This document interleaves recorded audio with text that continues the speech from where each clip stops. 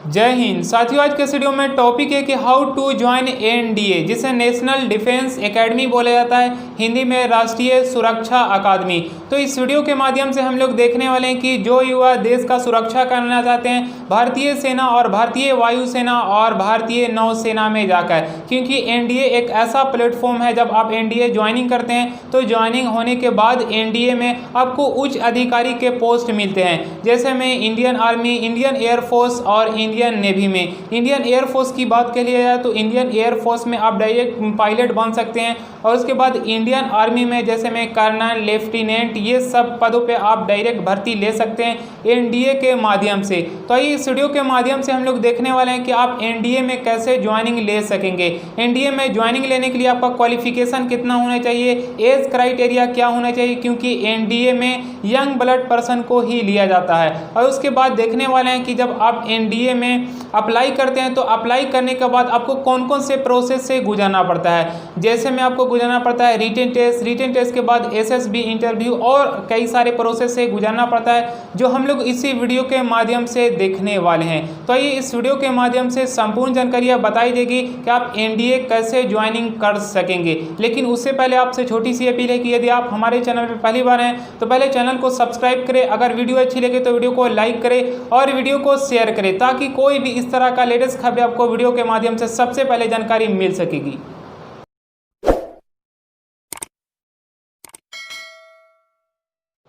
यदि एनडीए में शामिल होने के लिए एलिजिबिलिटी क्राइटेरिया की बात करें तो सबसे पहला प्रोसेस में मैं आपको बता रहा हूं एजुकेशनल क्वालिफिकेशन, यानी एनडीए में ज्वाइनिंग होने के लिए क्वालिफिकेशन की बात करी जाए तो 10+2 के साथ साथ आपके पास 10+2 में विज्ञान विषय होना अनिवार्यता है, फिजिक्स, केमिस्ट्री और मैथमेटिक्स के साथ साथ, क्योंकि एनडीए में इंडियन आर्मी और इंडियन एयरफोर्स और इंडियन नेवी ये तीन आते हैं। जो इंडियन एयरफोर्स और इंडियन नेवी में ज्वाइनिंग लेने के लिए आपको 10+2 में फिजिक्स, केमिस्ट्री, मैथमेटिक्स होना अनिवार्यता है। लेकिन आप केवल इंडियन आर्मी में के लिए जाना चाहते हैं, इंडियन आर्मी में जाना चाहते हैं तो उसमें केवल आपके पास 10+2 के डिग्री है, तो आप डायरेक्टली जा सकते हैं। यानी इंडियन एयरफोर्स और इंडियन नेवी में जाने के लिए आपको 10+2 के साथ साथ आपका पास फिजिक्स, केमिस्ट्री, मैथमेटिक्स होना अनिवार्यता है, और इंडियन आर्मी के लिए बस 10+2 होना चाहिए। और सबसे बड़ी बात गाइस कि यदि आप 10+2 कर रहे हैं तभी भी आप ऑनलाइन आवेदन कर सकेंगे, यानी आप 10+2 पास कर चुके हैं या 10+2 12वीं में आप कर रहे हैं, 12वीं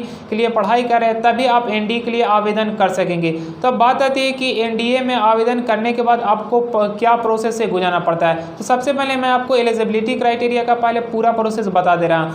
उसके बाद एज लिमिट की बात करी जाए एनडीए में शामिल होने के लिए तो आपका मिनिमम एज 16.5 होना चाहिए और मैक्सिमम एज 19 होना चाहिए, यानी 16.5 से 19 के बीच में आपका एज होना चाहिए एनडीए में शामिल होने के लिए। और उसके बाद नेक्स्ट पॉइंट की बात के लिए तो आपको अविवाहित होना जरूरी है, यानी आप क्वालिफिकेशन भी समझ गए और एज लिमिट भी समझ गया और आपको अविवाहित होना अनिवार्य है, तभी आप एनडीए के लिए आवेदन कर सकेंगे। तब बात आती है कि गाइस आप एनडीए के लिए कैसे आवेदन करेंगे।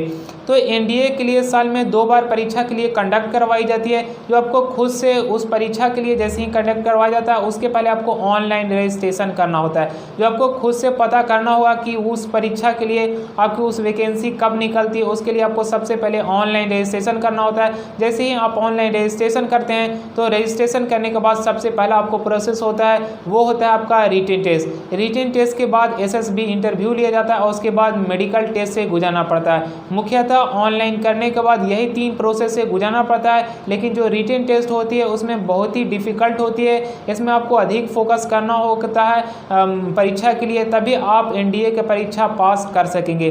तब बात आती है गाइस एनडीए में एग्जाम पैटर्न की। तो एनडीए में एग्जाम पैटर्न की बात के लिए तो इसमें पार्ट 1 और पार्ट 2 2 भागों में इसकी परीक्षा बांटी हुई। जो सबसे पहले पार्ट 1 की बात के लिए जाए तो पार्ट 1 में मैथमेटिक्स से सवाल पूछे जाते हैं और इसमें मैथमेटिक्स से 120 प्रश्न पूछे जाते हैं। और इसमें टोटल अंक की बात की जाए तो इसमें 300 अंक होते हैं, यानी पार्ट 1 में आपका जो परीक्षा से गुजरना पड़ता है वो गणित से सवाल पूछा जाता है। इसमें 120 सवाल पूछे जाते हैं और इसके लिए जो समय सीमा दिया जाता है है वो 2.5 घंटे का समय दिया जाता है, 2 घंटे 30 मिनट का। इसकी नेगेटिव मार्किंग की बात करें तो इसमें 1/3 नेगेटिव मार्किंग होती है। ये पार्ट 1 का मतलब समझे। अब पार्ट 2 की परीक्षा की बात के लिए तो पार्ट 2 में जनरल एबिलिटी टेस्ट से सवाल पूछे जाते हैं। जो जनरल एबिलिटी टेस्ट में आपका अंग्रेजी से 50 सवाल पूछे जाते हैं और सामान्य ज्ञान से 100 सवाल पूछे जाते हैं, यानी 50 और 100 को ऐड करने के बाद पार्ट 2 में जो सवाल पूछे जाते हैं वो 150 सवाल पूछे जाते हैं। अब ये 150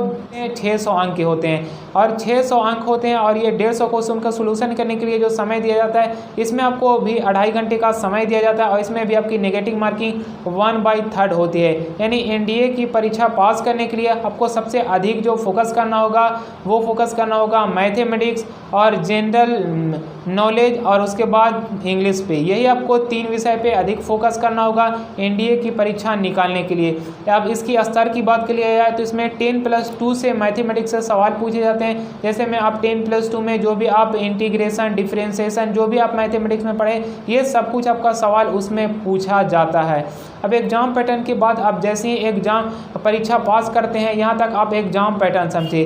तो आप एग्जाम पैटर्न का मतलब तो समझ गए, लेकिन आप जैसे ही एग्जाम देते हैं और एग्जाम देने के बाद आप पास कर जाते हैं उसके बाद आपका रिजल्ट हो जाता है। उसके बाद नेक्स्ट जो आपका प्रोसेस होता है वो होता है एसएसबी इंटरव्यू। जो एसएसबी इंटरव्यू में आपका मेंटलिटी टेस्ट लिया जाता है। उसमें कई सारे वहाँ पे ऑफिसर होते हैं, जो ऑफिसर के माध्यम से आपको इंटरव्यू लिया जाता है। उसमें पर्सनालिटी आपको देखा जाता है, उसमें सब कुछ आपका देखा जाता है। ग्रुप डिस्कशन टेस्टिंग भी होती है, उसमें आपको वहाँ पे ग्रुप में भी बैठाया जाता है। उसके बाद कई सारे सवाल पूछे जाते हैं। एसएसबी में ये सब कुछ आपको इंटरव्यू से गुजरना पड़ता है और जब आप एसएसबी भी क्रैक कर जाते हैं यानी एसएसबी में भी आप पास कर जाते हैं उसके बाद सबसे लास्ट प्रोसेस होता है वो होता है मेडिकल टेस्ट। यानी मेडिकल टेस्ट सबसे अंतिम चरण होती है एनडीए में पास करने के लिए, एनडीए में शामिल होने के लिए। जब आप मेडिकल टेस्ट में भी फिट हो जाते हैं तो आपको एनडीए में शामिल कर लिया जाता है।